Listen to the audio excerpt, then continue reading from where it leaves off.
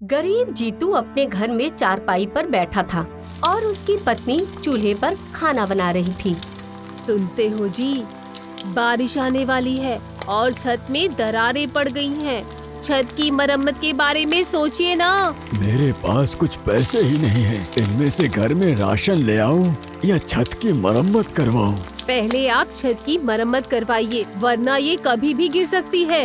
लेकिन इतने पैसे से मरम्मत भी नहीं हो पाएगी। तुम ही बताओ मैं क्या करूं? एक काम करो, पहले नदी से मछलियाँ पकड़ के लाओ, फिर उन मछलियों को बाजार में बेचकर जो पैसे आए उनसे छत की मरम्मत करवा लेंगे। ठीक है जानकी। जीतू मछलियाँ पकड़ने के लिए जाल लेकर नदी में चला जाता है। उधर जानकी दोनों बेटियों के खाने का डब्बा देते हुए कहती है, बिटिया, लंच बॉक्स में सिर्फ 2 ही रोटियां रखी हैं, दोनों एक एक खा लेना। मम्मी, आखिर कब तक हमें ऐसे दिन देखने पड़ेंगे? पता नहीं, भगवान कब हमें पेट भर के खाना खाने के लायक बनाएगा। उधर जीतू नदी में जाल फेंककर मछली फंसने का इंतजार कर रहा है। पता नहीं भगवान हमारी गरीबी कब दूर करेगा। छत से पानी तो टपकता है, पता नहीं पैसों की बरसात कब करेगा। यही सोचते सोचते जाल में कुछ मछलियाँ फंसती है, जिन्हें बेचने के लिए जीतू गांव में जाता है और जीतू साइकिल पर घूम घूम कर मछलियाँ बेचने लगता है। मछली ले लो, मछली ले लो, ताजी ताजी मछली है, ताजी ताजी मछली। जीतू की मछलियाँ तो बिक जाती है, परंतु मछलियाँ कम होने के कारण पैसे ज्यादा नहीं मिलते। कुछ देर बाद जीतू घर आता है। क्या हुआ जी, पैसे लाए? पैसे तो लाया हूँ, लेकिन सिर्फ 150 रुपए। इतनी कम पैसे क्यों? जाल में सिर्फ 10 मछलियाँ ही फंसी थी। ये सुनकर जानकी दुखी हो जाती है। ऐसे ही जीतू हर रोज मछलियाँ पकड़कर अपनी गरीबी दूर करने के लिए संघर्ष करने लगा। एक दिन सवेरे जानकी के घर पड़ोसन साधना आती है। जानकी, ए जानकी, मेरे साथ शहर चलो ना, मेरी भाभी को बेटी हुई है, उसे देखकर कल हम लौट आएंगे। जानकी के पास शहर जाने के पैसे नहीं होने के कारण वो साधना के साथ जाने से इनकार कर देती है। साधना, मेरी तबीयत ठीक नहीं है, आज मैं तुम्हारे साथ शहर नहीं आ सकती। साधना अकेले ही शहर चली जाती है, किंतु जीतू मछलियाँ पकड़ने चला जाता है और दोनों बेटियाँ स्कूल चली जाती है। आज बदन दर्द कर रहा है, चलो थोड़ी देर सो जाती हूँ। जानकी चारपाई पर लेट जाती है। तभी अचानक छत का एक बड़ा सा हिस्सा टूटकर नीचे गिर जाता है।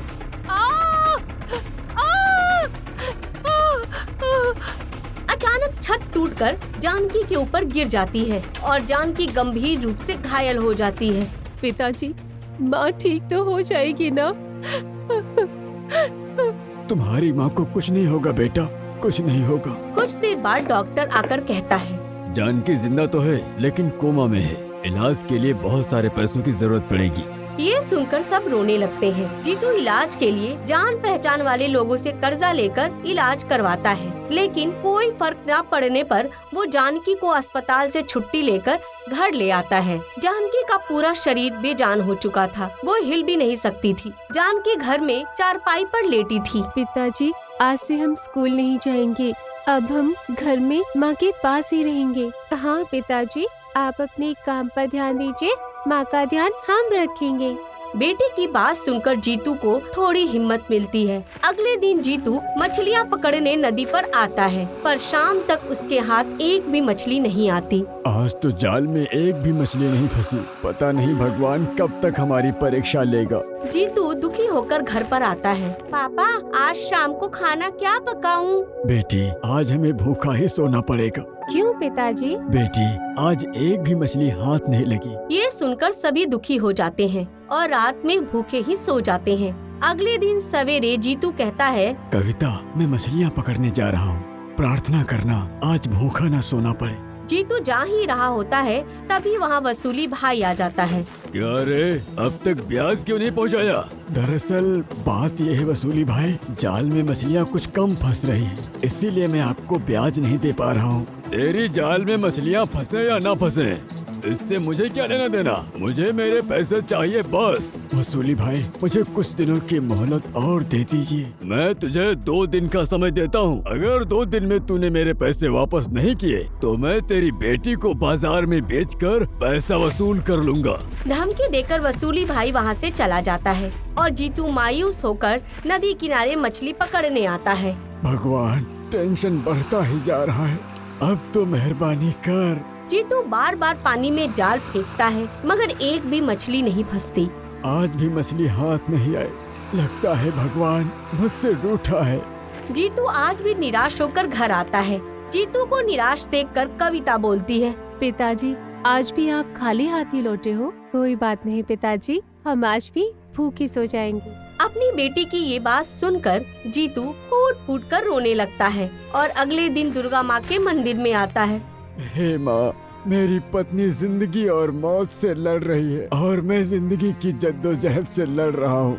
अगर सच में तू है तो कोई चमत्कार दिखा, वरना मैं समझूंगा कि ये भगवान कुछ नहीं होता है। फिर कुछ उम्मीद लेकर जीतू नदी पर मछलियाँ पकड़ने जाता है। 2 दिन से बच्चे भूखे हैं और वसूली भी धमकी दे गया है। अगर आज भी मछलियाँ हाथ नहीं लगी तो मैं भगवान को कभी नहीं मानूंगा, नास्तिक बन जाऊंगा। जीतू बार बार जाल फेंककर मछलियाँ पकड़ने की कोशिश करता है पर उसके हाथ एक भी मछली नहीं आ रही थी। नदी की सारी मछलियाँ कहीं खत्म तो नहीं हो गई हैं या मेरी किस्मत ही खराब है। पता नहीं जाल में एक भी मछली फंस क्यों नहीं रही है। अब जीतू का विश्वास भगवान से उठता जा रहा है। भगवान तेरी यही मर्जी है तो यही सही। आज से मैं एक नास्तिक हूँ।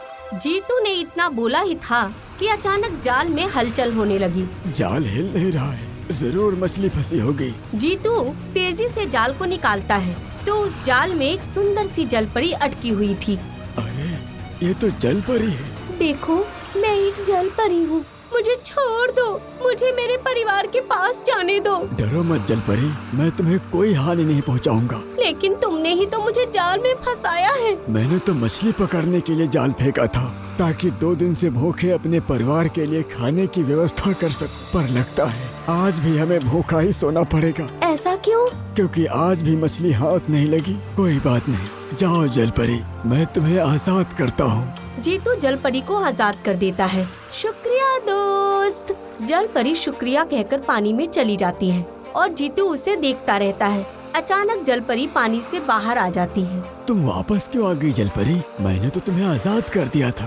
तुमने आजाद कहाँ किया? तुमने तो मुझे अपनी दोस्ती के बंधन में बांध लिया है। मैं कुछ समझा नहीं। तुमने कहा तुम्हारे परिवार वाले 2 दिन से भूखे हैं। हाँ ये सच है। मैं इसी सच की वजह जानने वापस आई हूँ। मुझे बताओ किस कारण तुम्हारे परिवार वाले 2 दिन से भूखे हैं। फिर जीतू जलपरी को अपने जीवन की सारी परेशानियों के बारे में बताता है। ये सुनकर जलपरी कहती है, जीतू तुम एक नेक दिल इंसान हो, मैं तुम्हारी सारी परेशानियाँ दूर कर दूंगी। वो कैसे? मैं एक जादुई जलपरी हूँ। ये देखो मेरा कमाल, आब्राकाडाब्रा। मुझे अच्छे अच्छे पकवान दो। ढेर सारे पकवान देखकर जीतू खुश हो जाता है। क्या ये पकवान मैं अपनी बेटियों को खिला सकता हूँ?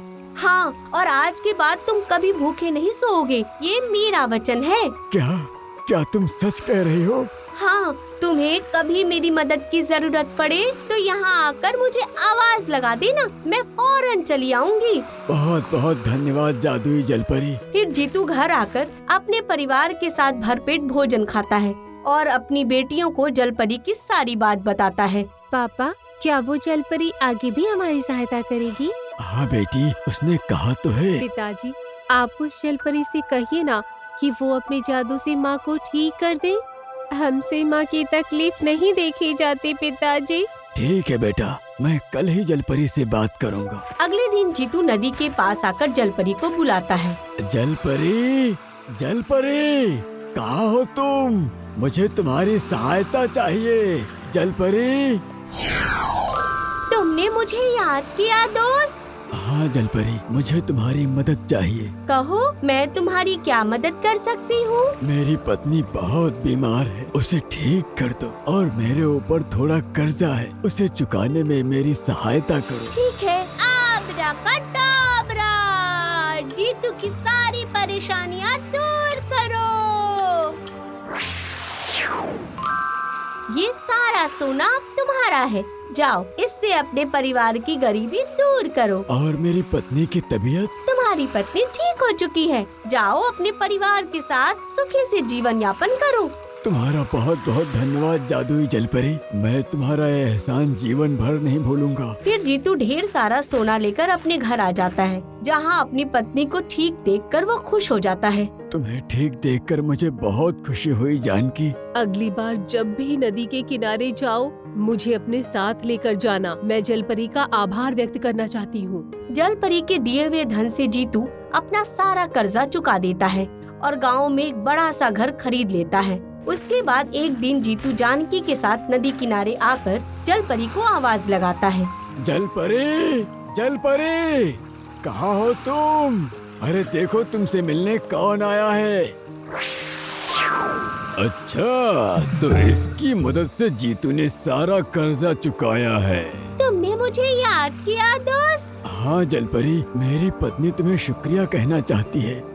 मुझे ठीक करने के लिए शुक्रिया जलपरी। अगले दिन वसूली भाई चुपके से कविता को किडनैप कर लेता है और जीतू को कॉल करता है। जीतू, तेरी बेटी मेरे कब्जे में है। अगर अपनी बेटी को जिंदा देखना चाहता है तो उस जादुई जलपरी को मेरे पास लेकर आ, वरना मैं तेरी बेटी को जान से मार दूंगा। अपनी बेटी के किडनैप हो जाने पर जीतू मदद मांगने एक बार फिर से नदी के किनारे पर आता है। जलपरी, जलपरी, कहाँ हो तुम? मुझे तुम्हारी मदद चाहिए। तुमने मुझे याद किया दोस्त? हाँ जलपरी, मेरी बेटी को वसूली भाई ने किडनैप कर लिया है। उसने कहा है कि जलपरी को मेरे पास लेकर आओ और अपनी बेटी को छुड़ा कर ले जाओ। तुम चिंता मत करो दोस्त, चलो मुझे वसूली भाई के पास लेकर चलो। जीतू जलपरी को लेकर वसूली भाई के पास आता है। मैं आ गई हूँ वसूली, अब कविता को छोड़ दे। छोड़ दूंगा, परंतु पहले मुझे दुनिया भर की दौलत दे दे, उसके बाद इसे छोड़ दूंगा। अभी देती हूँ। आबराकाडाबरा, वसूली की सारी संपत्ति गायब हो जाए। जादुई जलपरी ने अपने जादू से वसूली भाई का घर, रुपया, पैसा, उसकी सारी संपत्ति सब कुछ गायब कर दिया। अरे मेरा घर, सामान, मेरा पैसा कहाँ गायब हो गया? तुझे क्या लगता है वसूली कि मैं तुझ जैसे धोखेबाज और बुरे इंसान की सहायता करूंगी? मेरा जादू केवल भले इंसानों के लिए काम करता है। तुझ जैसे बुरे इंसान को मेरा जादू केवल बर्बाद करता है। मुझसे गलती हो गई, मुझे माफ कर दो। माफी मांगना है तो जीतू से मांग, वो माफ कर देगा तो हो सकता है मैं भी माफ कर दूं। जीतू भाई, आप तो बड़े ही नेक इंसान हो, कृपया करके मुझे माफ कर दीजिए। जलपरी, जैसे बुरा आदमी अपनी बुराई नहीं छोड़ता, वैसे हम अच्छे लोग अपनी अच्छाई क्यों छोड़े? इसे माफ कर दो। तथास्तु। शुक्रिया जलपरी। मैं जा रही हूँ जीतू, जब भी तुम्हें मेरी मदद की जरूरत पड़े मुझे आवाज लगा देना। जादुई जलपरी के जाने के बाद वसूली ने जीतू को धन्यवाद कहा। फिर जीतू अपने परिवार के साथ खुशी खुशी अपना जीवन बिताने लगता है। मायावी नगरी, एक अजीब दुनिया। अमावस्या की काली अंधेरी रात में एक डायन मायावी शक्तियाँ पाने के लिए जोर जोर से यक्षिणी मंत्र का जाप कर रही थी। याक्षिणी आगच्छ वसात स्वाहा, याक्षिणी आगच्छ वसात स्वाहा। तभी आसमान में एक चमकता हुआ स्वर्गिक फल गिरता है, जिसे देखकर डायन खुश हो जाती है। आखिरकार मेरी तपस्या पूरी हुई। इस स्वर्गिक फल को खाकर मैं मायावी डायन बन जाऊंगी और सारी दुनिया पर राज करूंगी। तभी एक चूहा उस फल को खाने वाला होता है, जिसे देख डायन गुस्से से आग बबूला हो जाती है। उस पर अपनी छड़ी से वार करती है, जिससे वो चूहा नदी में जाकर गिर जाता है और वो स्वर्गिक फल कई टुकड़ों में बट जाता है। इस मायावी डायन के वार से कोई भी नहीं बच सकता, चाहे इंसान हो या भगवान। अब अपनी मायावी शक्तियों से रहने के लिए मैं एक आलीशान महल बनाती हूँ। अपना आलीशान महल बनाने के लिए डायन अपनी मायावी शक्तियों से एक घनी जंगल को काटने लगती है, जिससे सारी जंगल में अफरा तफरी मच जाती है। जिसे देख जंगल का राजा शेर सिंह गिड़गिड़ाते हुए बोलता है, हमारे जंगल को मत काटो मायावी डायन, यह जंगल हमारा घर है। अगर इसे तुम काट दोगी तो हम सब कहाँ रहेंगे? तेरी इतनी हिम्मत कि तुम मायावी डायन को रोके? रुक, मैं अभी तुझे सबक सिखाती हूँ। फिर मायावी डायन अपनी शक्तियों से शेर सिंह पर प्रहार करती है, जिससे शेर सिंह को जोर का बिजली का झटका लगता है और वो चीखते हुए जमीन पर गिर जाता है। बचाओ बचाओ! तुझे बचाने यहाँ कोई भी नहीं आएगा।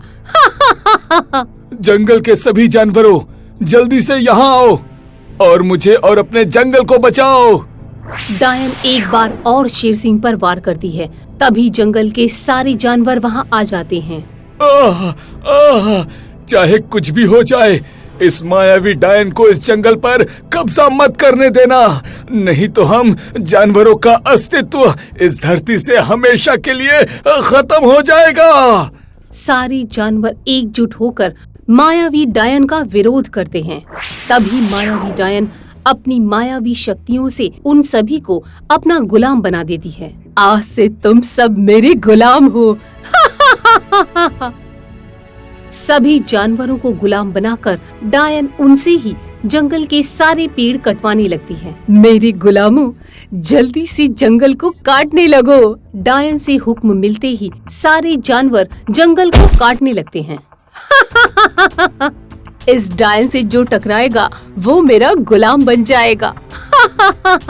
कुछ देर बाद डायन को भूख लगने के बाद वो पूछती है, मेरे प्यारे गुलामों, जरा ये तो बताओ कि तुम सब में से सबसे स्वादिष्ट मांस किसका है? आज मैं उसका ही मांस खाऊंगी।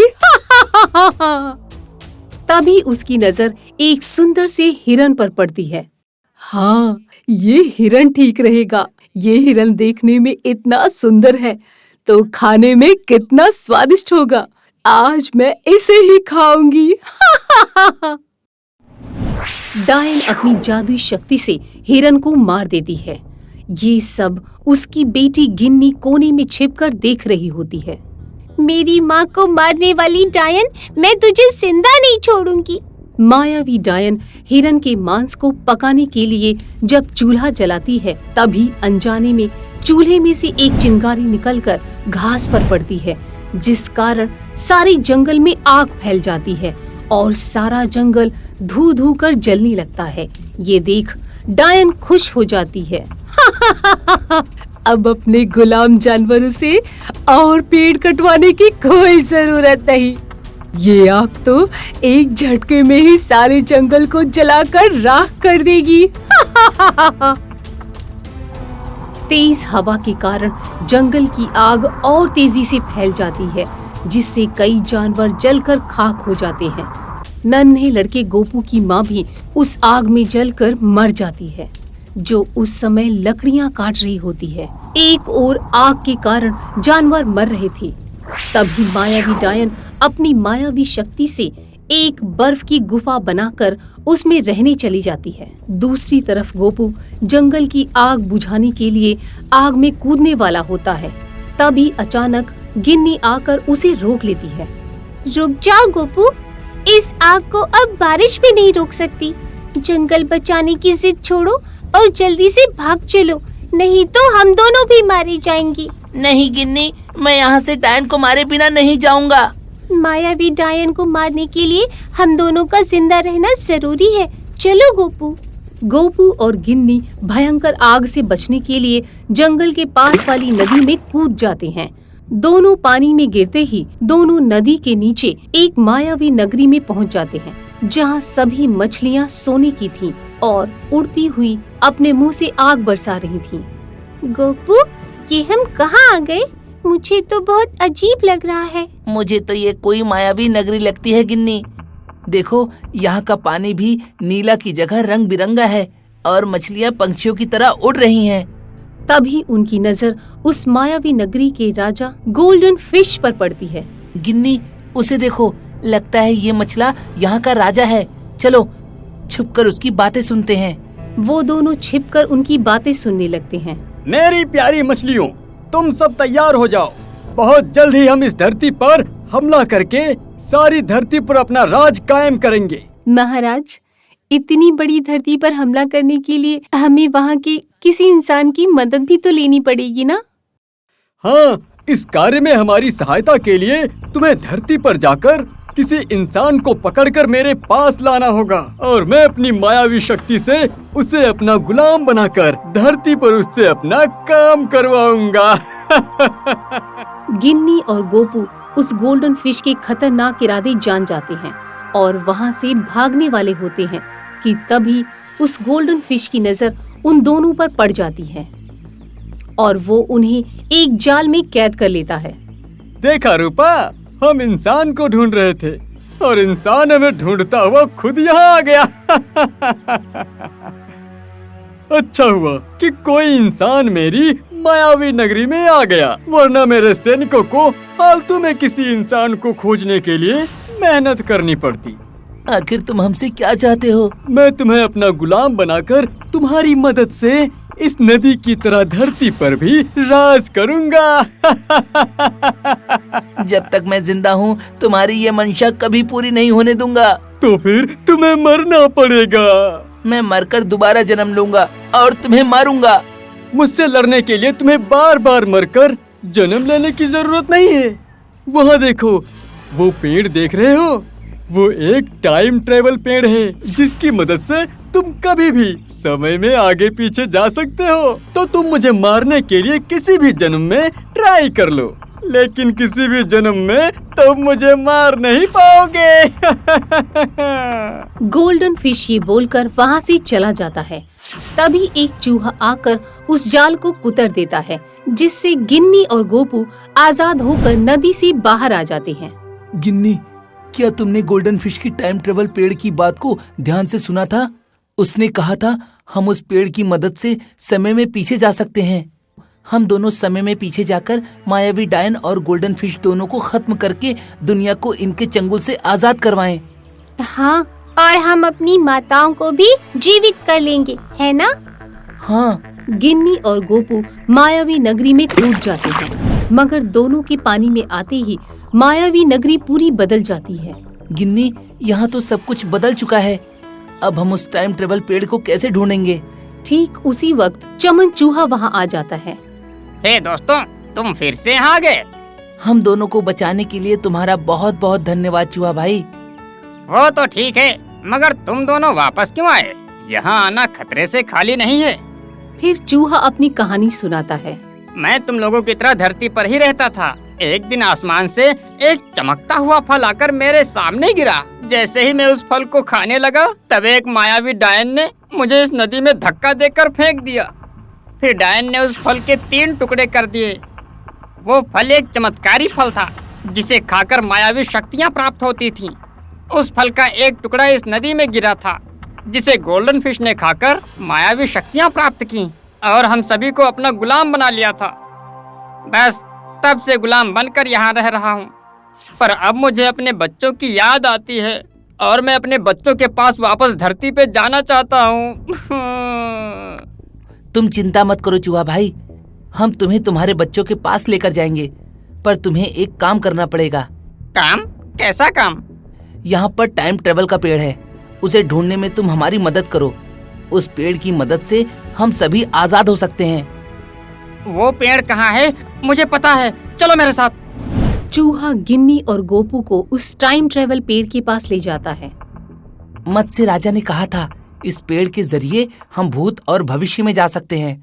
हाँ तो चलो ना, हम भूतकाल में जाकर अपने माता पिता के पास जाते हैं। हाँ, अगर हम भूतकाल में जाने में सफल हो गए तो वहाँ हमारे मरे हुए बाप भी जिंदा मिलेंगे।